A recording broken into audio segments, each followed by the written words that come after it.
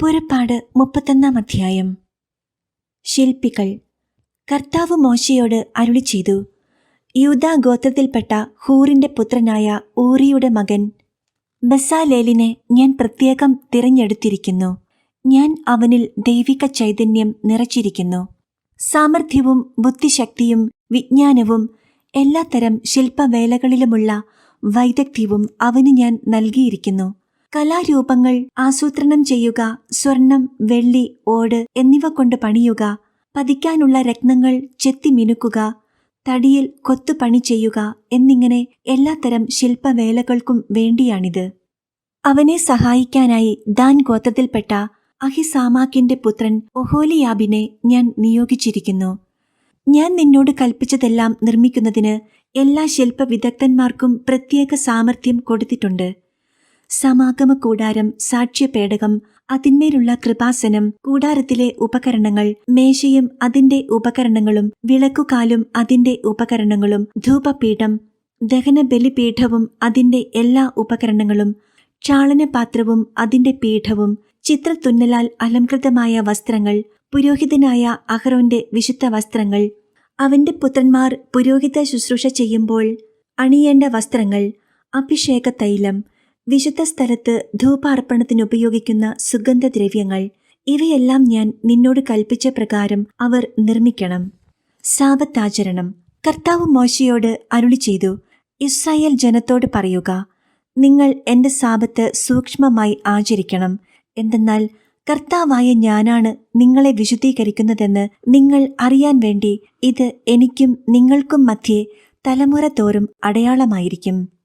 നിങ്ങൾ സാബത്ത് ആചരിക്കണം, കാരണം അത് നിങ്ങൾക്ക് വിശുദ്ധമായ ഒരു ദിവസമാണ്. അതിനെ അശുദ്ധമാക്കുന്നവൻ വധിക്കപ്പെടണം. അന്ന് ജോലി ചെയ്യുന്നവൻ ജനത്തിൽ നിന്ന് വിച്ഛേദിക്കപ്പെടണം. 6 ദിവസം ജോലി ചെയ്യണം, എന്നാൽ 7-ാം ദിവസം സാബത്താണ്, കർത്താവിന് വിശുദ്ധമായ വിശ്രമദിനം. സാബത്തു ദിവസം ജോലി ചെയ്യുന്നവൻ വധിക്കപ്പെടണം. ഇസ്രായേൽ ജനം ശാശ്വതമായ ഒരു ഉടമ്പടിയായി തലമുറ തോറും സാബത്താചരിക്കണം.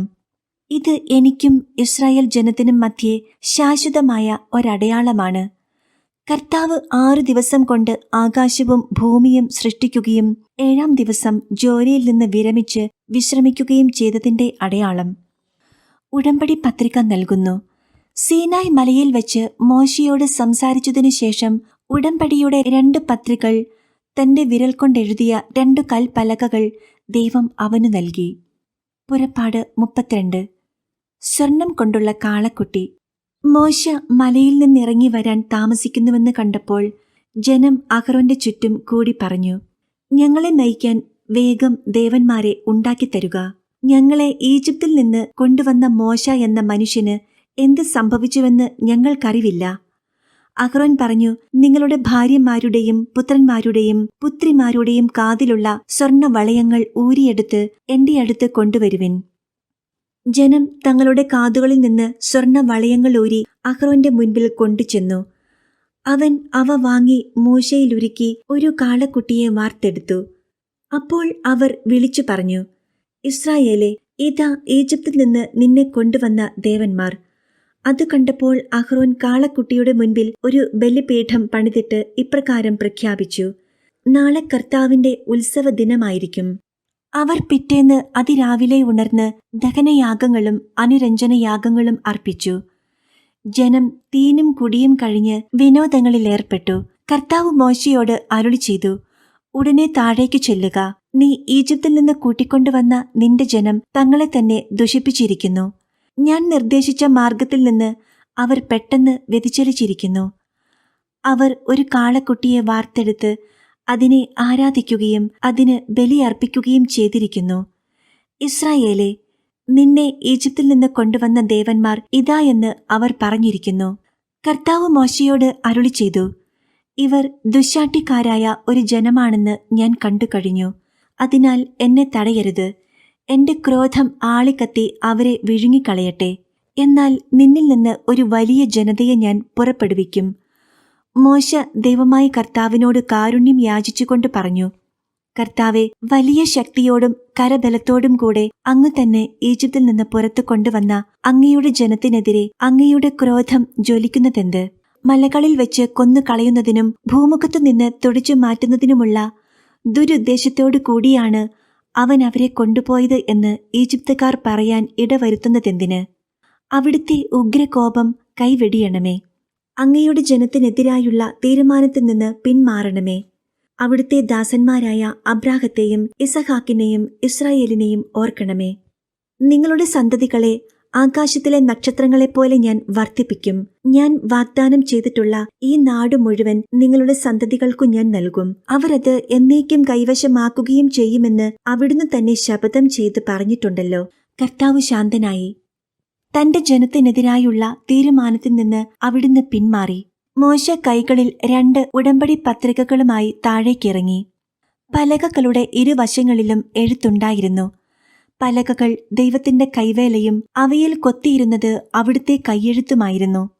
ജനങ്ങൾ അട്ടഹസിക്കുന്ന സ്വരം കേട്ടപ്പോൾ ജോഷ്വ മോശയോട് പറഞ്ഞു, പാളയത്തിൽ യുദ്ധത്തിന്റെ ശബ്ദം മുഴങ്ങുന്നു. എന്നാൽ മോശ പറഞ്ഞു, ഞാൻ കേൾക്കുന്നത് വിജയത്തിന്റെ അട്ടഹാസമോ പരാജയത്തിന്റെ മുറവിളിയോ അല്ല, പാട്ടുപാടുന്ന ശബ്ദമാണ്. മോശ പാളയത്തിനടുത്തെത്തിയപ്പോൾ കാളക്കുട്ടിയെ കണ്ടു. അവർ നൃത്തം ചെയ്യുന്നതും കണ്ടു. അവന്റെ കോപം ആളിക്കത്തി. അവൻ കൽപ്പലകകൾ വലിച്ചെറിഞ്ഞ് മലയുടെ അടിവാരത്തിൽ വെച്ച് അവ തകർത്തു കളഞ്ഞു. അവൻ കാളക്കുട്ടിയെ എടുത്ത് തീയിലിട്ട് ചുട്ടു. അത് ഇടിച്ചു പൊടിച്ച് പൊടി വെള്ളത്തിൽ കലക്കി ഇസ്രായേൽ ജനത്തെക്കൊണ്ട് കുടിപ്പിച്ചു. മോശ അഹ്റോനോട് ചോദിച്ചു, നീ ഈ ജനത്തിന്റെ മേൽ ഇത്ര വലിയൊരു പാപം വരുത്തിവെക്കാൻ അവർ നിന്നോട് എന്തു ചെയ്തു? അഹ്റോൻ പറഞ്ഞു, അങ്ങയുടെ കോപം ജ്വലിക്കാതിരിക്കട്ടെ.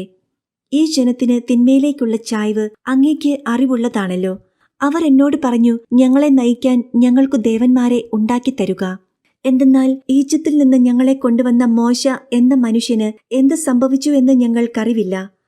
ഞാൻ പറഞ്ഞു, സ്വർണം കൈവശമുള്ളവർ അത് കൊണ്ടുവരട്ടെ. അവർ കൊണ്ടുവന്നു. ഞാനത് തീയിലിട്ടു. അപ്പോൾ ഒരു കാളക്കുട്ടി പുറത്തു വന്നു. ജനത്തിന്റെ അഴിഞ്ഞാട്ടം മോശ കണ്ടു. ശത്രുക്കളുടെ ഇടയിൽ സ്വയം ലജ്ജിതരാകത്തക്ക വിധം അഴിഞ്ഞാടുന്നതിന് അഹ്റോൻ അവരെ അനുവദിച്ചിരുന്നു. മോശ പാളയത്തിന്റെ വാതിൽക്കൽ നിന്നുകൊണ്ട് പറഞ്ഞു, കർത്താവിന്റെ പക്ഷത്തുള്ളവർ എന്റെ അടുത്തേക്ക് വരട്ടെ. ലേവിയുടെ പുത്രന്മാരെല്ലാവരും അവന്റെ അടുക്കൽ ഒന്നിച്ചുകൂടി. അവൻ അവരോട് പറഞ്ഞു, ഇസ്രായേലിന്റെ ദൈവമായ കർത്താവ് ഇപ്രകാരം അരുളിച്ചെയ്യുന്നു, ഓരോ മനുഷ്യനും തന്റെ വാൾ പാർശ്വത്തിൽ ധരിക്കട്ടെ. പാളയത്തിലുടനീളം കവാടം തോറും ചെന്ന് ഓരോരുത്തനും തന്റെ സഹോദരനെയും സ്നേഹിതനെയും അയൽക്കാരനെയും നിഗ്രഹിക്കട്ടെ. ലേവിയുടെ പുത്രന്മാർ മോശയുടെ കൽപ്പനയനുസരിച്ച് പ്രവർത്തിച്ചു. അന്നേ ദിവസം 3000-ഓളം പേർ മരിച്ചു വീണു. മോശ പറഞ്ഞു, കർത്താവിന്റെ ശുശ്രൂഷയ്ക്കായി ഇന്നു നിങ്ങൾ നിങ്ങളെ തന്നെ സമർപ്പിച്ചിരിക്കുന്നു. ഓരോരുത്തരും തന്റെ പുത്രനും സഹോദരനുമെതിരായി നിന്നതുകൊണ്ട് കർത്താവ് നിങ്ങൾക്ക് ഇന്ന് ഒരനുഗ്രഹം തരും.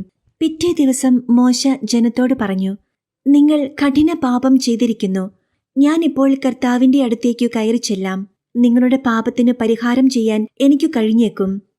മോശ കർത്താവിന്റെ അടുക്കൽ തിരിച്ചു ചെന്ന് പറഞ്ഞു, ഈ ജനം ഒരു വലിയ പാപം ചെയ്തു പോയി. അവർ തങ്ങൾക്കായി സ്വർണം കൊണ്ട് ദേവന്മാരെ നിർമ്മിച്ചു. അവിടുന്ന് കനിഞ്ഞ് അവരുടെ പാപം ക്ഷമിക്കണം. അല്ലെങ്കിൽ അവിടുന്ന് എഴുതിയിട്ടുള്ള പുസ്തകത്തിൽ നിന്ന് എന്റെ പേര് മായ്ച്ചു കളഞ്ഞാലും. അപ്പോൾ കർത്താവ് മോശയോട് പറഞ്ഞു, എനിക്കെതിരായി പാപം ചെയ്തവനെയാണ് എന്റെ പുസ്തകത്തിൽ നിന്നും ഞാൻ തുടച്ചു നീക്കുക. നീ പോയി ഞാൻ നിന്നോട് പറഞ്ഞിട്ടുള്ള സ്ഥലത്തേക്ക് ജനത്തെ നയിക്കുക. എന്റെ ദൂതൻ നിനക്കു മുൻപേ പോകും. എങ്കിലും ഞാൻ അവരെ സന്ദർശിക്കുന്ന ദിവസം അവരുടെ പാപങ്ങളെ പ്രതി അവരെ ശിക്ഷിക്കും. കാളക്കുട്ടിയെ നിർമ്മിക്കാൻ അവർ അഹ്റോനെ നിർബന്ധിച്ചതിനാൽ കർത്താവ് അവരുടെ മേൽ മഹാമാരി അയച്ചു. പുറപ്പാട് 33-ാം അധ്യായം. സിയോൻ വിടാൻ കൽപ്പന. കർത്താവ് മോശയോട് കൽപ്പിച്ചു, നീയും ഈജിപ്തിൽ നിന്ന് നീ കൂട്ടിക്കൊണ്ടുവന്ന ജനവും ഇവിടെ നിന്ന് പുറപ്പെട്ട് അബ്രാഹത്തോടും ഇസഹാക്കിനോടും യാക്കോബിനോടും അവരുടെ സന്തതികൾക്കായി നൽകുമെന്ന് ഞാൻ ശപഥം ചെയ്തിട്ടുള്ള നാട്ടിലേക്ക് പോവുക. ഞാൻ നിങ്ങൾക്കു മുൻപേ ഒരു ദൂതനെ അയക്കും.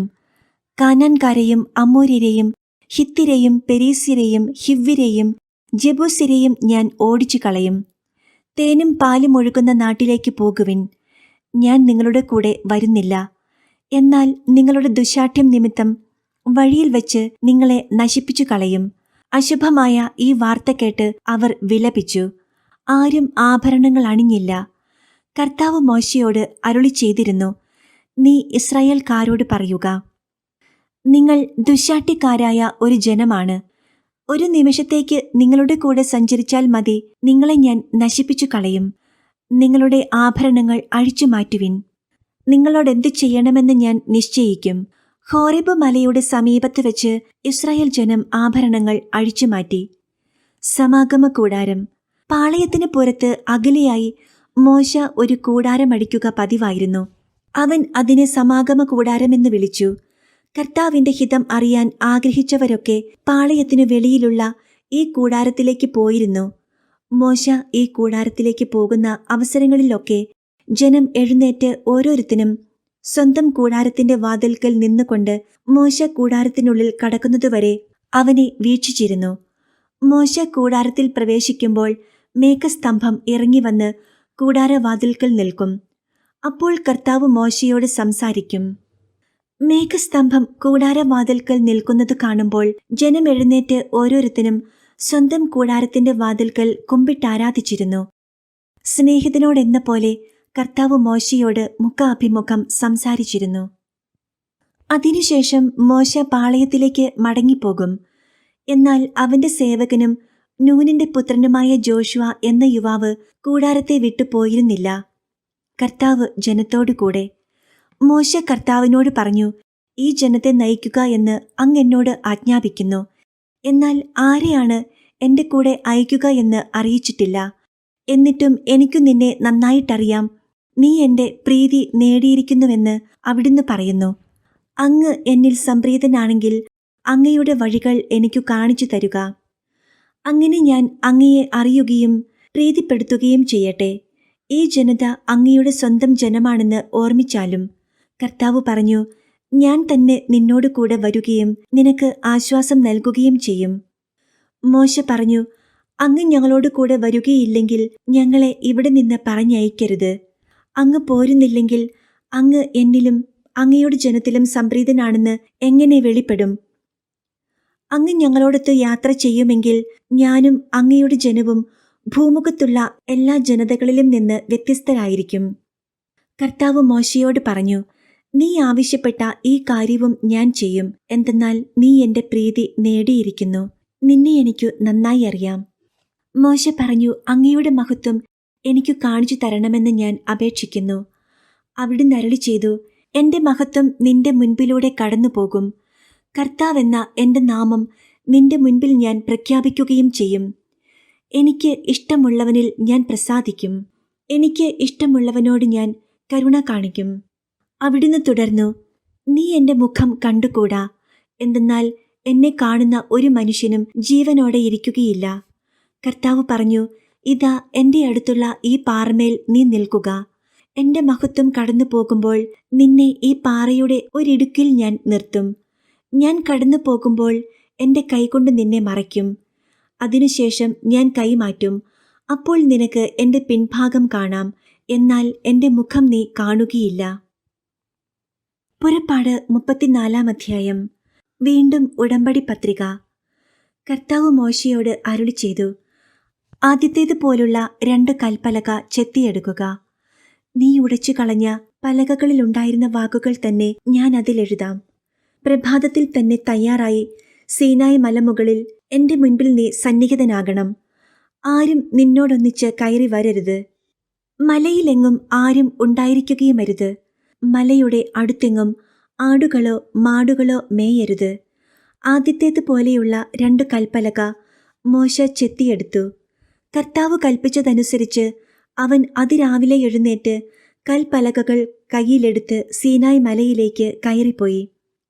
കർത്താവ് മേഘത്തിൽ ഇറങ്ങിവന്ന് അവന്റെ അടുക്കൽ നിൽക്കുകയും കർത്താവ് എന്ന തന്റെ നാമം പ്രഖ്യാപിക്കുകയും ചെയ്തു. അവിടുന്ന് ഇപ്രകാരം ഉദ്ഘോഷിച്ചുകൊണ്ട് അവന്റെ മുൻപിലൂടെ കടന്നുപോയി. കർത്താവ് കാരുണ്യവാനും കൃപാനിധിയുമായ ദൈവം, കോപിക്കുന്നതിൽ വിമുഖൻ, സ്നേഹത്തിലും വിശ്വസ്തതയിലും അത്യുദാരൻ, തെറ്റുകളും കുറ്റങ്ങളും പാപങ്ങളും ക്ഷമിച്ചുകൊണ്ട് ആയിരങ്ങളോട് കരുണ കാണിക്കുന്നവൻ. എന്നാൽ കുറ്റവാളിയുടെ നേരെ കണ്ണടയ്ക്കാതെ പിതാക്കന്മാരുടെ കുറ്റങ്ങൾക്ക് മക്കളെയും മക്കളുടെ മക്കളെയും 3ഉം 4ഉം തലമുറയോളം ശിക്ഷിക്കുന്നവൻ. മോശ ഉടനെ നിലം പറ്റെ കുമ്പിട്ടാരാധിച്ചു. അവൻ പറഞ്ഞു, അങ്ങെന്നിൽ സംപ്രീതനാണെങ്കിൽ കർത്താവെ, അങ്ങയോട് ഞാൻ അപേക്ഷിക്കുന്നു. ഞങ്ങൾ ദുശ്ശാഠ്യക്കാരാണെങ്കിലും അങ്ങ് ഞങ്ങളോട് കൂടെ വരണമേ. ഞങ്ങളുടെ കുറ്റങ്ങളും പാപങ്ങളും ക്ഷമിക്കുകയും ഞങ്ങളെ അങ്ങയുടെ സ്വന്തമായി സ്വീകരിക്കുകയും ചെയ്യണമേ. അവിടുന്ന് അരുളി ചെയ്തു, ഇതാ ഞാൻ ഒരു ഉടമ്പടി ചെയ്യുന്നു. ലോകത്തിലൊരിടത്തും ഒരു ജനതയുടെ ഇടയിലും നടന്നിട്ടില്ലാത്ത തരം അത്ഭുതങ്ങൾ നിന്റെ ജനത്തിന്റെ മുൻപിൽ ഞാൻ പ്രവർത്തിക്കും. നിന്റെ ചുറ്റുമുള്ള ജനതകൾ കർത്താവിന്റെ പ്രവൃത്തി കാണും. നിനക്കു വേണ്ടി ഞാൻ ചെയ്യാൻ പോകുന്നത് ഭയാനകമായ ഒരു കാര്യമാണ്. ഇന്നു ഞാൻ നിന്നോട് കൽപ്പിക്കുന്നത് നീ അനുസരിക്കണം.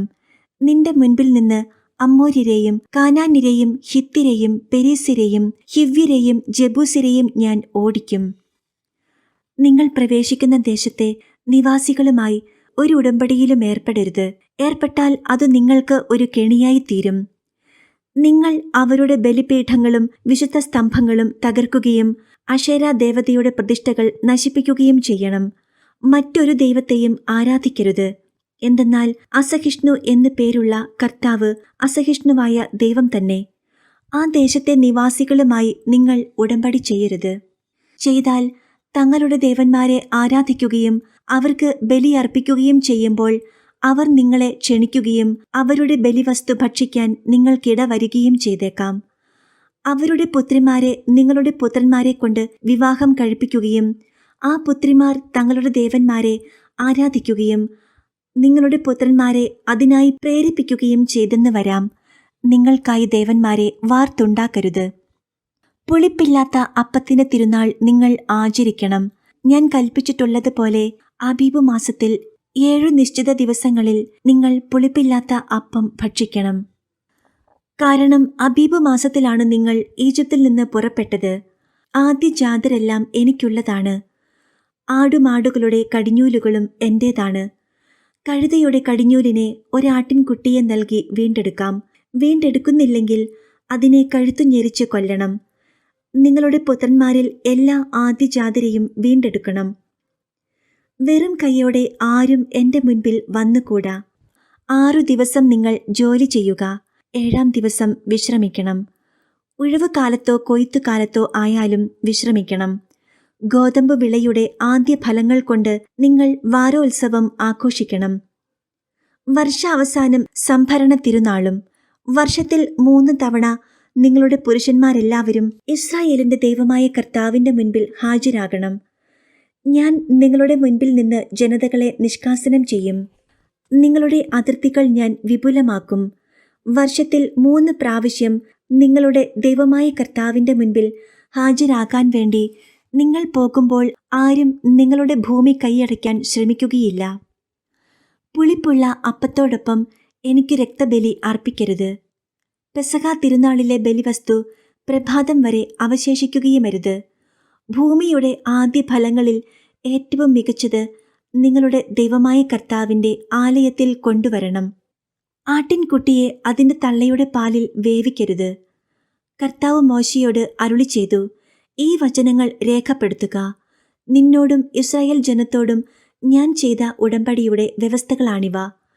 മോശ 40 പകലും 40 രാവും കർത്താവിനോട് കൂടെ അവിടെ ചെലവഴിച്ചു. അവൻ ഭക്ഷിക്കുകയോ പാനം ചെയ്യുകയോ ചെയ്തില്ല. ഉടമ്പടിയുടെ വചനങ്ങളായ 10 പ്രമാണങ്ങൾ അവൻ പലകകളിൽ എഴുതി. 2 സാക്ഷ്യഫലകങ്ങളും വഹിച്ചുകൊണ്ട് മോശ സീനായി മലയിൽ നിന്ന് താഴേക്ക് വന്നു. ദൈവവുമായി സംസാരിച്ചതിനാൽ തന്റെ മുഖം തേജോമയമായി എന്ന കാര്യം അവൻ അറിഞ്ഞില്ല. അഹ്റോനും ഇസ്രായേൽ ജനവും മോശയുടെ മുഖം പ്രശോഭിക്കുന്നത് കണ്ടു. അവനെ സമീപിക്കാൻ അവർ ഭയപ്പെട്ടു. മോശ അവരെ വിളിച്ചു. അഹ്റോനും സമൂഹ നേതാക്കന്മാരും അടുത്തു ചെന്നു. മോശ അവരോട് സംസാരിച്ചു. അനന്തരം ജനം അടുത്തു ചെന്നു. സീനായി മലയിൽ വെച്ച് കർത്താവ് തന്നോട് സംസാരിച്ചതെല്ലാം അവൻ അവർക്ക് കൽപ്പനയായി നൽകി. സംസാരിച്ചു തീർന്നപ്പോൾ മോശ ഒരു മൂടുപടം കൊണ്ട് മുഖം മറച്ചു. അവൻ കർത്താവിനോട് സംസാരിക്കാൻ തിരുമുൻപിൽ ചെല്ലുമ്പോഴോ അവിടെ നിന്ന് പുറത്തു വരുന്നതുവരെയോ മൂടുപടം ധരിച്ചിരുന്നില്ല. അവൻ പുറത്തു വന്ന് അവിടുന്ന് തന്നോട് കൽപ്പിച്ചവയെല്ലാം ഇസ്രായേൽ ജനത്തോട് പറഞ്ഞിരുന്നു. ഇസ്രായേൽ ജനം മോശയുടെ മുഖം കണ്ടു. മോശയുടെ മുഖം പ്രകാശിച്ചിരുന്നു. കർത്താവിനോട് സംസാരിക്കാൻ അകത്ത് പ്രവേശിക്കുന്നതുവരെ മോശ മുഖം മറച്ചിരുന്നു. പുറപ്പാടിന്റെ പുസ്തകം 35-ാം അധ്യായം. സാബത്ത് വിശ്രമം. മോശ ഇസ്രായേൽ സമൂഹത്തെ വിളിച്ചുകൂട്ടി പറഞ്ഞു, നിങ്ങൾ അനുഷ്ഠിക്കണമെന്ന് കർത്താവ് കൽപ്പിച്ചിട്ടുള്ളത് ഇവയാണ്. 6 ദിവസം ജോലി ചെയ്യുക. 7-ാം ദിവസം നിങ്ങൾക്ക് വിശുദ്ധ ദിനമായിരിക്കണം, കർത്താവിന് സമർപ്പിതവും വിശ്രമത്തിനുള്ളതുമായ സാബത്ത് ദിനം. അന്ന് ജോലി ചെയ്യുന്ന ഏവനും വധിക്കപ്പെടണം. നിങ്ങളുടെ വസതികളിൽ അന്നു തീ കത്തിക്കരുത്. കൂടാര നിർമ്മാണത്തിനു കാഴ്ചകൾ. ഇസ്രായേൽ സമൂഹത്തോട് മോശ പറഞ്ഞു, ഇതാണു കർത്താവ് കൽപ്പിച്ചിരിക്കുന്നത്. നിങ്ങൾ കർത്താവിനു കാണിക്ക കൊണ്ടുവരുവിൻ. ഉദാരമനസ്കർ കർത്താവിനു കാഴ്ച കൊണ്ടുവരട്ടെ. സ്വർണം, വെള്ളി, ഓട്, നീലം, ധൂമ്രം, കടും ചുമപ്പ് എന്നീ നിറങ്ങളിലുള്ള നൂലുകൾ, നേർമയിൽ നെയ്തെടുത്ത ചണവസ്ത്രം, കോലാട്ടിൻ രോമം, ഊറക്കിട്ട മുട്ടാടിൻ തോല്, നിലക്കരടിത്തോല്, കരുവേലത്തടി, വിളക്കിനുള്ള എണ്ണ, അഭിഷേക തൈലത്തിനും പരിമള ധൂപത്തിനുമുള്ള സുഗന്ധവസ്തുക്കൾ, ഗോമേതക രത്നങ്ങൾ, എഫോദിനും ഉരസ്ത്രാണത്തിനുമുള്ള രത്നങ്ങൾ. നിങ്ങളിൽ ശില്പവൈദഗ്ധ്യമുള്ളവർ മുൻപോട്ട് വന്ന് കർത്താവ് ആജ്ഞാപിച്ചിരിക്കുന്നവയെല്ലാം നിർമ്മിക്കട്ടെ. വിശുദ്ധ കൂടാരം, അതിന്റെ വിരികൾ, കൊളുത്തുകൾ, ചട്ടങ്ങൾ, അഴികൾ, തൂണുകൾ, അവയുടെ പാദകുടങ്ങൾ, പേടകം, അതിന്റെ തണ്ടുകൾ, കൃപാസനം, തിരശീല, മേശ, അതിന്റെ തണ്ടുകൾ, ഉപകരണങ്ങൾ, തിരുസാന്നിധ്യത്തിന്റെ അപ്പം, വിളക്കുകാല്, അതിന്റെ ഉപകരണങ്ങൾ, വിളക്കുകൾ, എണ്ണ, ധൂപപീഠം, അതിന്റെ തണ്ടുകൾ, അഭിഷേക തൈലം, ധൂപത്തിനുള്ള സുഗന്ധദ്രവ്യം, കൂടാരവാതിലിനു വേണ്ട യവനിക, ദഹന ബലിപീഠം, ഓടുകൊണ്ടുള്ള അതിന്റെ ചട്ടക്കൂട്, തണ്ടുകൾ, മറ്റുപകരണങ്ങൾ, ചാളനപാത്രം, അതിന്റെ പീഠം, അങ്കണത്തെ മറയ്ക്കുന്ന വിരികൾ, അവയ്ക്കുള്ള തൂണുകൾ, അവയുടെ പാദകുടങ്ങൾ, അങ്കണ കവാടത്തിന്റെ യവനിക, കൂടാരത്തിനും അങ്കണത്തിനും വേണ്ട കുറ്റികൾ, കയറുകൾ, വിശുദ്ധ സ്ഥലത്തെ ശുശ്രൂഷയ്ക്ക് വേണ്ട തിരുവസ്ത്രങ്ങൾ, പുരോഹിതനായ അഹ്റോനും പുരോഹിത ശുശ്രൂഷ ചെയ്യുന്ന അവന്റെ പുത്രന്മാർക്കും അണിയാനുള്ള വിശുദ്ധ വസ്ത്രങ്ങൾ. ഇസ്രായേൽ സമൂഹം മോശയുടെ മുൻപിൽ നിന്ന് പിരിഞ്ഞുപോയി. ആന്തരിക പ്രചോദനം ലഭിച്ച ഉദാരമനസ്കർ കർത്താവിന്റെ സന്നിധിയിൽ കാഴ്ചകൾ കൊണ്ടുവന്നു. അത് സമാഗമ കൂടാരത്തിനും അതിലെ ശുശ്രൂഷയ്ക്കും വിശുദ്ധ വസ്ത്രങ്ങൾക്കും വേണ്ടിയുള്ളതായിരുന്നു. ഉദാരമനസ്കരായ സ്ത്രീ പുരുഷന്മാർ കാഴ്ചകളുമായി വന്നു. അവർ സൂചിപ്പതക്കങ്ങളും കർണവളയങ്ങളും അങ്കുലീയങ്ങളും തോൾവളകളും എല്ലാത്തരം സ്വർണ്ണാഭരണങ്ങളും കൊണ്ടുവന്നു. അങ്ങനെ ഓരോരുത്തരും കർത്താവിന് സ്വർണം കൊണ്ടുള്ള കാഴ്ച സമർപ്പിച്ചു. ഓരോരുത്തരും കൈവശമുണ്ടായിരുന്ന നീലം, ധൂമ്രം, കടും ചുമപ്പ് എന്നീ നിറങ്ങളുള്ള നൂലുകളും നേർമയുള്ള ചണത്തുണിയും കോലാട്ടിൻ രോമവും ഊറക്കിട്ട മുട്ടാടിൻ തോലും നിലക്കരടിത്തോലും കൊണ്ടുവന്നു. വെള്ളിയോ ഓടോ അർപ്പിക്കാൻ കഴിവുണ്ടായിരുന്നവർ അത് കൊണ്ടുവന്ന് കർത്താവിനു കാഴ്ചവെച്ചു. ഏതെങ്കിലും പണിക്കുതകുന്ന കരുവേലത്തടി കൈവശമുണ്ടായിരുന്നവർ അത് കൊണ്ടുവന്നു. കരവിരുതുള്ള സ്ത്രീകൾ നീലം, ധൂമ്രം, കടും ചുമപ്പ് എന്നീ നിറങ്ങളിൽ സ്വന്തം കൈകൊണ്ട് പിരിച്ചെടുത്ത നൂലുകളും നേർമയിൽ നെയ്തെടുത്ത ചണത്തുണിയും കൊണ്ടുവന്നു. നൈപുണ്യവും സന്നദ്ധതയുമുണ്ടായിരുന്ന സ്ത്രീകൾ കോലാട്ടിൻ രോമം കൊണ്ട് നൂലുണ്ടാക്കി.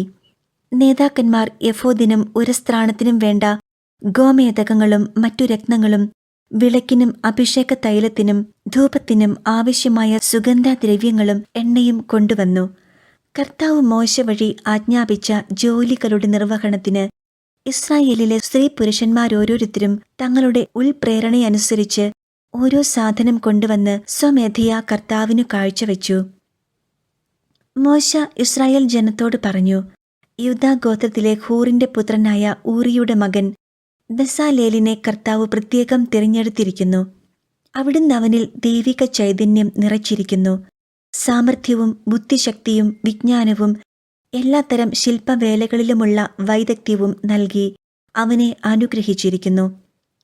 കലാരൂപങ്ങൾ ആസൂത്രണം ചെയ്യുക, സ്വർണം, വെള്ളി, ഓട് എന്നിവ കൊണ്ട് പണിയുക, പതിക്കാനുള്ള രത്നങ്ങൾ ചെത്തിമിനുക്കുക, തടിയിൽ കൊത്തുപണി ചെയ്യുക എന്നിങ്ങനെ എല്ലാത്തരം ശില്പവേലകൾക്കും വേണ്ടിയാണിത്. അവിടുന്ന് അവനും ദാൻ ഗോത്രത്തിലെ അഹിസാമാക്കിന്റെ പുത്രൻ ഒഹോലിയാബിനും മറ്റുള്ളവരെ പഠിപ്പിക്കാൻ തക്ക കഴിവ് നൽകിയിരിക്കുന്നു. കൊത്തുപണിക്കാരനോ രൂപസംവിധായകനോ നീലം, ധൂമ്രം, കടും ചുമപ്പ് എന്നീ നിറങ്ങളിലുള്ള നൂലുകൊണ്ടോ നേർമയിൽ നെയ്തെടുത്ത ചണത്തുണിയിലോ ചിത്രത്തുന്നൽ നടത്തുന്നവനോ നെയ്ത്തുകാരനോ മറ്റേതെങ്കിലും തൊഴിൽക്കാരനോ ശില്പകലാവിദഗ്ധനോ ചെയ്യുന്ന ഏതുതരം ജോലിയിലും ഏർപ്പെടുന്നതിനും വേണ്ട തികഞ്ഞ കഴിവ് അവിടുന്ന് അവർക്കു നൽകി. സങ്കീർത്തനങ്ങൾ 46 അധ്യായം. ദൈവം നമ്മോടുകൂടെ. ദൈവമാണ് നമ്മുടെ അഭയവും ശക്തിയും. കഷ്ടതകളിൽ അവിടുന്ന് സുനിശ്ചിതമായ തുണയാണ്. ഭൂമി ഇളകിയാലും പർവ്വതങ്ങൾ സമുദ്രമധ്യത്തിൽ അടർന്നു പതിച്ചാലും നാം ഭയപ്പെടുകയില്ല. ജലം പതഞ്ഞുയർന്ന് ഇരമ്പിയാലും അതിൻ്റെ പ്രകമ്പനം കൊണ്ട് പർവ്വതങ്ങൾ വിറകൊണ്ടാലും നാം ഭയപ്പെടുകയില്ല. ദൈവത്തിൻ്റെ നഗരത്തെ, അത്യുന്നതന്റെ വിശുദ്ധ നിവാസത്തെ സന്തുഷ്ടമാക്കിക്കൊണ്ട് ഒഴുകുന്ന ഒരു നദിയുണ്ട്. ആ നഗരത്തിൽ ദൈവം വസിക്കുന്നു. അതിന് ഇളക്കം തട്ടുകയില്ല. അതിരാവിലെ ദൈവം അതിനെ സഹായിക്കും. ജനതകൾ ക്രോധാവിഷ്ടരാകുന്നു. രാജ്യങ്ങൾ പ്രകമ്പനം കൊള്ളുന്നു. അവിടുന്ന് ശബ്ദമുയർത്തുമ്പോൾ ഭൂമി ഉരുകിപ്പോകുന്നു. സൈന്യങ്ങളുടെ കർത്താവ് നമ്മോട് കൂടെയുണ്ട്. യാക്കോബിന്റെ ദൈവമാണ് നമ്മുടെ അഭയം. വരുവിൻ, കർത്താവിന്റെ പ്രവൃത്തികൾ കാണുവിൻ. അവിടുന്ന് ഭൂമിയെ എങ്ങനെ ശൂന്യമാക്കിയിരിക്കുന്നുവെന്ന് കാണുവിൻ. അവിടുന്ന് ഭൂമിയുടെ അതിർത്തിയോളം യുദ്ധമില്ലാതാക്കുന്നു. അവിടുന്ന് വില്ലൊടിക്കുകയും കുന്തം തകർക്കുകയും ചെയ്യുന്നു. രഥങ്ങളെ അഗ്നിക്കിരയാക്കുന്നു. ശാന്തമാകുക, ഞാൻ ദൈവമാണെന്നറിയുക. ഞാൻ ജനതകളുടെ ഇടയിൽ ഉന്നതനാണ്. ഞാൻ ഭൂമിയിൽ ഉന്നതനാണ്. സൈന്യങ്ങളുടെ കർത്താവ് നമ്മോട് കൂടെയുണ്ട്. യാക്കോബിന്റെ ദൈവമാണ് നമ്മുടെ അഭയം. സങ്കീർത്തനങ്ങൾ 47. ജനതകളുടെ മേൽ വാഴുന്ന ദൈവം. ജനതകളെ കരഘോഷം മുഴക്കുവിൻ. ദൈവത്തിന്റെ മുൻപിൽ ആഹ്ലാദാരവം മുഴക്കുവിൻ. അത്യുന്നതനായ കർത്താവ് ഭീതിതനാണ്. അവിടുന്ന് ഭൂമി മുഴുവന്റെയും രാജാവാണ്. അവിടുന്ന് രാജ്യങ്ങളുടെ മേൽ നമുക്ക് വിജയം നേടിത്തന്നു. ജനതകളെ നമ്മുടെ കാൽ കീഴിലാക്കി. അവിടുന്ന് നമ്മുടെ അവകാശം തിരഞ്ഞെടുത്തു തന്നു. താൻ സ്നേഹിക്കുന്ന യാക്കോബിന്റെ അഭിമാനം തന്നെ. ജയഘോഷത്തോടും കാഹളനാദത്തോടും കൂടെ ദൈവമായ കർത്താവ് ആരോഹണം ചെയ്തു. ദൈവത്തെ പാടിപ്പുകഴ്ത്തുവിൻ. സ്തോത്രങ്ങൾ ആലപിക്കുവിൻ. നമ്മുടെ രാജാവിന് സ്തുതികൾ ഉതിർക്കുവിൻ. കീർത്തനങ്ങൾ ആലപിക്കുവിൻ. ദൈവം ഭൂമി മുഴുവന്റെയും രാജാവാണ്. സങ്കീർത്തനം കൊണ്ട് അവിടുത്തെ സ്തുതിക്കുവിൻ. ദൈവം ജനതകളുടെ മേൽ വാഴുന്നു. അവിടുന്ന് തന്റെ പരിശുദ്ധ സിംഹാസനത്തിൽ ഇരിക്കുന്നു. അബ്രാഹത്തിന്റെ ദൈവത്തിന്റെ ജനത്തെപ്പോലെ ജനതകളുടെ പ്രഭുക്കന്മാർ ഒരുമിച്ച് കൂടുന്നു. ഭൂമിയുടെ രക്ഷാകവചങ്ങൾ ദൈവത്തിന് അധീനമാണ്. അവിടുന്ന് മഹോന്നതനാണ്. സങ്കീർത്തനങ്ങൾ 48. ദൈവത്തിന്റെ നഗരം. കർത്താവ് ഉന്നതനാണ്. നമ്മുടെ ദൈവത്തിന്റെ നഗരത്തിൽ അത്യന്തം സ്തുത്യർഹനുമാണ്. ഉയർന്ന മനോഹരമായ അവിടുത്തെ വിശുദ്ധഗിരി ഭൂമി മുഴുവന്റെയും സന്തോഷമാണ്. അങ്ങ് വടക്കുള്ള സിയോൻ പർവ്വതം ഉന്നതനായ രാജാവിന്റെ നഗരമാണ്. അതിന്റെ കോട്ടകൾക്കുള്ളിൽ ദൈവം സുനിശ്ചിതമായ അഭയകേന്ദ്രമായി വെളിപ്പെട്ടിരിക്കുന്നു. ഇതാ രാജാക്കന്മാർ സമ്മേളിച്ചു. അവർ ഒത്തൊരുമിച്ച് മുന്നേറി. സിയോനെ കണ്ട് അവർ അമ്പരന്നു. പരിഭ്രാന്തരായ അവർ പലായനം ചെയ്തു. അവിടെ വെച്ച് അവർ ഭയന്നു വിറച്ചു. ഈറ്റുനോവിനൊത്ത കഠിനവേദന അവരെ ഗ്രസിച്ചു. കിഴക്കൻ കാറ്റിൽപ്പെട്ട താർഷീഷ് കപ്പലുകളെപ്പോലെ അവർ തകരുന്നു. നാം കേട്ടതുപോലെ തന്നെ സൈന്യങ്ങളുടെ കർത്താവിന്റെ നഗരത്തിൽ നാം കണ്ടു. ദൈവം എന്നേക്കുമായി സ്ഥാപിച്ചിരിക്കുന്ന അവിടുത്തെ നഗരത്തിൽ തന്നെ. ദൈവമേ, അങ്ങയുടെ ആലയത്തിൽ ഞങ്ങൾ അങ്ങയുടെ കാരുണ്യത്തെ ധ്യാനിച്ചു. ദൈവമേ, അങ്ങയുടെ നാമം എന്നപോലെ തന്നെ അങ്ങയുടെ സ്തുതികളും ഭൂമിയുടെ അതിരുകളോളം എത്തുന്നു. അവിടുത്തെ വലം കൈ വിജയം കൊണ്ട് നിറഞ്ഞിരിക്കുന്നു. സിയോൻ മല സന്തോഷിക്കട്ടെ. അങ്ങയുടെ ന്യായവിധികൾ മൂലം യൂദായുടെ പുത്രിമാർ ആഹ്ലാദിക്കട്ടെ. സിയോന് ചുറ്റും സഞ്ചരിക്കുവിൻ. അതിന് പ്രദക്ഷിണം വയ്ക്കുവിൻ. അതിൻ്റെ ഗോപുരങ്ങൾ എണ്ണുവിൻ. അതിൻ്റെ കൊത്തളങ്ങളെ ശ്രദ്ധിക്കുകയും കോട്ടകളെ നടന്നു കാണുകയും ചെയ്യുവിൻ. ഇവിടെയാണ് ദൈവം. ഈ ദൈവമാണ് എന്നേക്കുമുള്ള നമ്മുടെ ദൈവം. അവിടുന്ന് എന്നും നമ്മെ നയിക്കുമെന്ന് വരും തലമുറയോട് പറയാൻ വേണ്ടി തന്നെ. വിശുദ്ധ മർക്കോസ് എഴുതിയ 3-ാം അധ്യായം. സാപത്തിൽ രോഗശാന്തി. യേശു വീണ്ടും സിനഗോഗിൽ പ്രവേശിച്ചു. കൈ ശോഷിച്ച ഒരാൾ അവിടെയുണ്ടായിരുന്നു. യേശുവിൽ കുറ്റം ആരോപിക്കുന്നതിനു വേണ്ടി സാപത്തിൽ അവൻ രോഗശാന്തി നൽകുമോ എന്നറിയാൻ അവർ ഉറ്റുനോക്കിക്കൊണ്ടിരുന്നു. കൈ ശോഷിച്ചവനോട് അവൻ പറഞ്ഞു, എഴുന്നേറ്റ് നടുവിലേക്ക് വരൂ. അനന്തരം അവൻ അവരോട് ചോദിച്ചു, സാപത്തിൽ നന്മ ചെയ്യുന്നതോ തിന്മ ചെയ്യുന്നതോ ജീവൻ രക്ഷിക്കുന്നതോ നശിപ്പിക്കുന്നതോ ഏതാണു നിയമാനുസൃതം? അവർ നിശബ്ദരായിരുന്നു. അവരുടെ ഹൃദയ കാഠിന്യത്തിൽ ദുഃഖിച്ച് അവരെ ക്രോധത്തോടെ നോക്കിക്കൊണ്ട് യേശു അവനോട് പറഞ്ഞു, കൈ നീട്ടുക. അവൻ കൈ നീട്ടി, അത് സുഖപ്പെട്ടു. ഫരിസേയർ ഉടനെ പുറത്തിറങ്ങി യേശുവിനെ നശിപ്പിക്കുവാൻ വേണ്ടി ഹേറോദ്യസ് പക്ഷക്കാരുമായി ആലോചന നടത്തി. കടൽ തീരത്തെ അത്ഭുതങ്ങൾ. യേശു ശിഷ്യന്മാരോട് കൂടെ കടൽ തീരത്തേക്ക് പോയി. ഗലീലയിൽ നിന്ന് ഒരു വലിയ ജനക്കൂട്ടം അവനെ അനുഗമിച്ചു. യൂദ, ജെറുസലേം, ഇദുമേയ എന്നിവിടങ്ങളിൽ നിന്നും ജോർദാന്റെ മറുകരയിൽ നിന്നും ടൈർ, സീദോൻ എന്നിവയുടെ പരിസരങ്ങളിൽ നിന്നും ധാരാളം ആളുകൾ അവന്റെ പ്രവൃത്തികളെക്കുറിച്ച് കേട്ട് അവന്റെ അടുത്തെത്തി. ആൾത്തിരക്കിൽപ്പെട്ട് ഞെരുങ്ങാതിരിക്കുന്നതിന് അവൻ ശിഷ്യന്മാരോട് ഒരു വള്ളം ഒരുക്കി നിർത്താൻ ആവശ്യപ്പെട്ടു. എന്തെന്നാൽ അവൻ പലർക്കും രോഗശാന്തി നൽകിയതുമൂലം രോഗമുണ്ടായിരുന്നവരെല്ലാം അവനെ സ്പർശിക്കാൻ തിക്കിത്തിരക്കിക്കൊണ്ടിരുന്നു. അശുദ്ധാത്മാക്കൾ അവനെ കണ്ടപ്പോൾ അവന്റെ മുൻപിൽ വീണ്, നീ ദൈവപുത്രനാണ് എന്ന് വിളിച്ചു പറഞ്ഞു. തന്നെ വെളിപ്പെടുത്തരുതെന്ന് അവൻ അവയ്ക്ക് കർശനമായ താക്കീതു നൽകി. അപ്പസ്തോലന്മാരെ തിരഞ്ഞെടുക്കുന്നു. പിന്നെ അവൻ മലമുകളിലേക്കു കയറി തനിക്ക് ഇഷ്ടമുള്ളവരെ അടുത്തേക്ക് വിളിച്ചു. അവർ അവന്റെ സമീപത്തേക്ക് ചെന്നു. തന്നോട് കൂടെ ആയിരിക്കുന്നതിനും പ്രസംഗിക്കാൻ അയക്കുന്നതിനും പിശാചുക്കളെ ബഹിഷ്കരിക്കാൻ അധികാരം നൽകുന്നതിനുമായി അവൻ 12 പേരെ നിയോഗിച്ചു. അവർ പത്രോസ് എന്നു പേരു നൽകിയ ശിമയോൻ, ഇടിമുഴക്കത്തിന്റെ പുത്രന്മാർ എന്നർത്ഥമുള്ള ബോവനെർഗസ് എന്നു പേരു നൽകിയ സെബദി പുത്രന്മാരായ യാക്കോബും സഹോദരൻ യോഹന്നാനും, അന്ത്രയോസ്, പീലിപ്പോസ്, ബർത്തലോമിയ, മത്തായി, തോമസ്, ഹൽപ്പയുടെ പുത്രൻ യാക്കോബ്, തദേവോസ്, കാനാൻകാരനായ ശിമയോൻ, യേശുവിനെ ഒറ്റിക്കൊടുത്ത യൂദാസ്കറിയോത്ത, യേശുവും ബേൽസെബൂലും. അനന്തരം അവൻ ഒരു ഭവനത്തിൽ പ്രവേശിച്ചു. ജനങ്ങൾ വീണ്ടും വന്നു കൂടിക്കൊണ്ടിരുന്നു. തന്മൂലം ഭക്ഷണം കഴിക്കാൻ പോലും അവർക്കു കഴിഞ്ഞില്ല. അവന്റെ സ്വന്തക്കാർ ഇതു കേട്ട് അവനെ പിടിച്ചുകൊണ്ടു പോകാൻ പുറപ്പെട്ടു. കാരണം അവന് സുബോധം നഷ്ടപ്പെട്ടിരിക്കുന്നുവെന്ന് അവർ കേട്ടിരുന്നു. ജെറുസലേമിൽ നിന്ന് വന്ന നിയമജ്ഞർ പറഞ്ഞു, അവനെ ബേൽസെബൂൽ ആവേശിച്ചിരിക്കുന്നു. പിശാചുക്കളുടെ തലവനെക്കൊണ്ടാണ് അവൻ പിശാചുക്കളെ പുറത്താക്കുന്നത്. അവൻ അവരെ അടുത്തു വിളിച്ച് ഉപമകൾ വഴി അവരോട് പറഞ്ഞു, സാത്താന് എങ്ങനെയാണ് സാത്താനെ പുറത്താക്കാൻ കഴിയുക? അന്തഛിദ്രമുള്ള രാജ്യം നിലനിൽക്കുകയില്ല, അന്തഛിദ്രമുള്ള ഭവനവും നിലനിൽക്കുകയില്ല. സാത്താൻ തനിക്കു തന്നെ എതിരായി തല ഉയർത്തുകയും ഭിന്നിക്കുകയും ചെയ്താൽ അവനു നിലനിൽക്കുക സാധ്യമല്ല. അത് അവന്റെ അവസാനമായിരിക്കും. ശക്തനായ ഒരുവന്റെ ഭവനത്തിൽ പ്രവേശിച്ച് വസ്തുക്കൾ കവർച്ച ചെയ്യണമെങ്കിൽ ആദ്യമേ അവനെ ബന്ധിക്കണം. അതിനുശേഷമേ കവർച്ച നടത്താൻ കഴിയൂ. സത്യമായി ഞാൻ നിങ്ങളോട് പറയുന്നു, മനുഷ്യ മക്കളുടെ എല്ലാ പാപങ്ങളും അവർ പറയുന്ന ദൂഷണങ്ങളും ക്ഷമിക്കപ്പെടും. എന്നാൽ പരിശുദ്ധാത്മാവിനെതിരായി ദൂഷണം പറയുന്നവന് ഒരു കാലത്തും പാപത്തിൽ നിന്ന് മോചനമില്ല. അവൻ നിത്യപാപത്തിന് ഉത്തരവാദിയാകും. അവൻ ഇങ്ങനെ പറഞ്ഞത് തനിക്ക് അശുദ്ധാത്മാവുണ്ട് എന്ന് അവർ പറഞ്ഞതിനാലാണ്. യേശുവിൻ്റെ അമ്മയും സഹോദരരും അവന്റെ അമ്മയും സഹോദരന്മാരും വന്നു പുറത്തു നിന്നുകൊണ്ട് അവനെ വിളിക്കാൻ ആളയച്ചു. ജനക്കൂട്ടം അവനു ചുറ്റും ഇരിക്കുകയായിരുന്നു.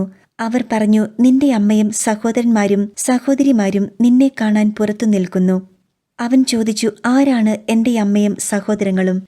ചുറ്റും ഇരിക്കുന്നവരെ നോക്കിക്കൊണ്ട് അവൻ പറഞ്ഞു, ഇതാ എൻ്റെ അമ്മയും എൻ്റെ സഹോദരങ്ങളും.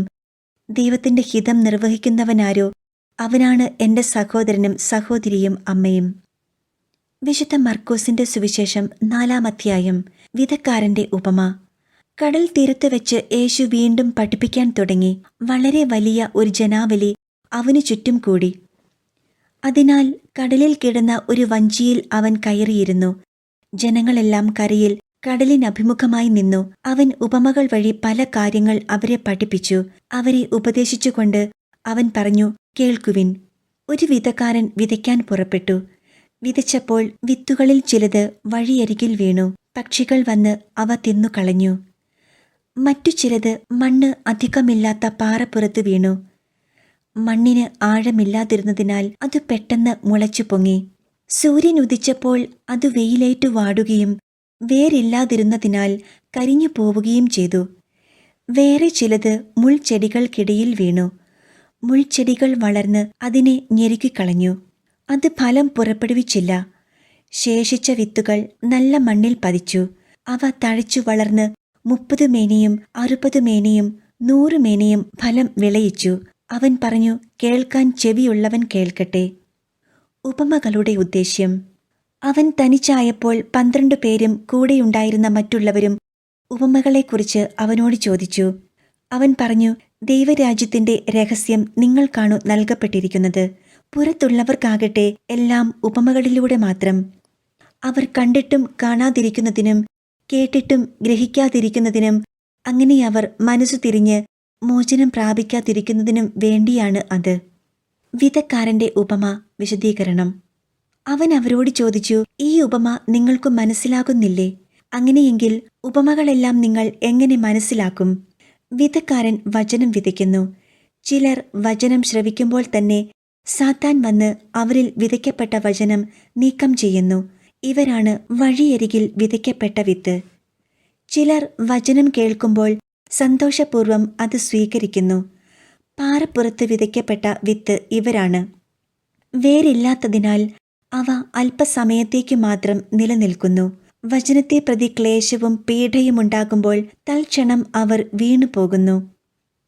മുൾച്ചെടികൾക്കിടയിൽ വിതയ്ക്കപ്പെട്ടത് മറ്റു ചിലരാണ്. അവർ വചനം ശ്രവിക്കുന്നു. എന്നാൽ ലൗകിക വികൃതിയും ധനത്തിന്റെ ആകർഷണവും മറ്റു വസ്തുക്കൾക്കു വേണ്ടിയുള്ള ആഗ്രഹവും അവരിൽ കടന്നുകൂടി വചനത്തെ ഞെരുക്കുകയും അത് ഫലശൂന്യമാവുകയും ചെയ്യുന്നു. നല്ല മണ്ണിൽ വിതയ്ക്കപ്പെട്ട വിത്താകട്ടെ വചനം ശ്രവിക്കുകയും സ്വീകരിക്കുകയും ചെയ്യുന്നവരാണ്. അവർ 30 മേനിയും 60 മേനിയും 100 മേനിയും ഫലം പുറപ്പെടുവിക്കുന്നു. ദീപം മറച്ചു വയ്ക്കരുത്. അവൻ അവരോട് പറഞ്ഞു, വിളക്ക് കൊണ്ടുവരുന്നത് പറയുടെ കീഴിലോ കട്ടിലിന്റെ അടിയിലോ വയ്ക്കാനാണോ? പീഠത്തിന്മേൽ വയ്ക്കാനല്ലേ? വെളിപ്പെടുത്തപ്പെടാതെ മറഞ്ഞിരിക്കുന്ന ഒന്നുമില്ല, വെളിച്ചത്തു വരാതെ രഹസ്യമായിരിക്കുന്നതും ഒന്നുമില്ല. കേൾക്കാൻ ചെവിയുള്ളവൻ കേൾക്കട്ടെ. അവൻ പറഞ്ഞു, നിങ്ങൾ ശ്രദ്ധിച്ചു കേൾക്കുവിൻ. നിങ്ങൾ അളക്കുന്ന അളവിൽ തന്നെ നിങ്ങൾക്കും അളന്നു കിട്ടും, കൂടുതലും ലഭിക്കും. ഉള്ളവന് നൽകപ്പെടും, ഇല്ലാത്തവനിൽ നിന്ന് ഉള്ളതുപോലും എടുക്കപ്പെടും. വിത്തിന്റെ ഉപമ. അവൻ പറഞ്ഞു, ദൈവരാജ്യം ഒരുവൻ ഭൂമിയിൽ വിത്ത് വിതയ്ക്കുന്നതിനു സദൃശ്യം. അവൻ രാവും പകലും ഉറങ്ങിയും ഉണർന്നും കഴിയുന്നു. അവൻ അറിയാതെ തന്നെ വിത്തുകൾ പൊട്ടിമുളച്ചു വളരുന്നു. ആദ്യം ഇല, പിന്നെ കതിർ, തുടർന്ന് കതിരിൽ ധാന്യമണികൾ. ഇങ്ങനെ ഭൂമി ഫലം പുറപ്പെടുവിക്കുന്നു. ധാന്യം വിളയുമ്പോൾ കൊയ്ത്തിനു കാലമാകുന്നത് കൊണ്ട് അവൻ അരിവാൾ വയ്ക്കുന്നു. കടുകുമണിയുടെ ഉപമ. അവൻ വീണ്ടും പറഞ്ഞു, ദൈവരാജ്യത്തെ എന്തിനോട് താരതമ്യപ്പെടുത്തും? എന്ത് ഉപമ കൊണ്ട് അതിനെ വിശദീകരിക്കും? അത് ഒരു കടുകുമണിക്കു സദൃശ്യമാണ്. നിലത്ത് പാകുമ്പോൾ അത് ഭൂമിയിലുള്ള എല്ലാ വിത്തുകളെയും കാൾ ചെറുതാണ്. എന്നാൽ പാകിക്കഴിയുമ്പോൾ അത് വളർന്ന് എല്ലാ ചെടികളെയും കാൾ വലുതാവുകയും വലിയ ശാഖകൾ പുറപ്പെടുവിക്കുകയും ചെയ്യുന്നു. അങ്ങനെ ആകാശത്തിലെ പക്ഷികൾക്ക് അതിന്റെ തണലിൽ ചേക്കേറാൻ കഴിയുന്നു. അവർക്ക് മനസ്സിലാകും വിധം ഇത്തരം അനേകം ഉപമകളിലൂടെ അവൻ വചനം പ്രസംഗിച്ചു. ഉപമകളിലൂടെയല്ലാതെ അവൻ അവരോട് സംസാരിച്ചിരുന്നില്ല. എന്നാൽ ശിഷ്യന്മാർക്ക് എല്ലാം രഹസ്യമായി വിശദീകരിച്ചു കൊടുത്തിരുന്നു. കടലിനെ ശാന്തമാക്കുന്നു. അന്ന് സായാഹ്നമായപ്പോൾ അവൻ അവരോട് പറഞ്ഞു, നമുക്ക് അക്കരയ്ക്ക് പോകാം. അവർ ജനക്കൂട്ടത്തെ വിട്ട് അവനിരുന്ന വഞ്ചിയിൽ തന്നെ അവനെ അക്കരയ്ക്ക് കൊണ്ടുപോയി. വേറെ വള്ളങ്ങളും കൂടെയുണ്ടായിരുന്നു. അപ്പോൾ ഒരു വലിയ കൊടുങ്കാറ്റുണ്ടായി. തിരമാലകൾ വഞ്ചിയിലേക്ക് ആഞ്ഞടിച്ചു കയറി. വഞ്ചിയിൽ വെള്ളം നിറഞ്ഞുകൊണ്ടിരുന്നു. യേശു അമരത്ത് തലയണ വെച്ച് ഉറങ്ങുകയായിരുന്നു. അവർ അവനെ വിളിച്ചുണർത്തി പറഞ്ഞു, ഗുരു, ഞങ്ങൾ നശിക്കാൻ പോകുന്നു. നീ അത് ഗൗനിക്കുന്നില്ലേ? അവൻ ഉണർന്ന് കാറ്റിനെ ശാസിച്ചുകൊണ്ട് കടലിനോട് പറഞ്ഞു, അടങ്ങുക, ശാന്തമാവുക. കാറ്റു ശമിച്ചു, പ്രശാന്തത ഉണ്ടായി. അവൻ അവരോട് ചോദിച്ചു, നിങ്ങൾ ഭയപ്പെടുന്നതെന്ത്? നിങ്ങൾക്ക് വിശ്വാസമില്ലേ? അവർ അത്യധികം ഭയന്ന് പരസ്പരം പറഞ്ഞു, ഇവൻ ആരാണ്? കാറ്റും കടലും പോലും ഇവനെ അനുസരിക്കുന്നല്ലോ.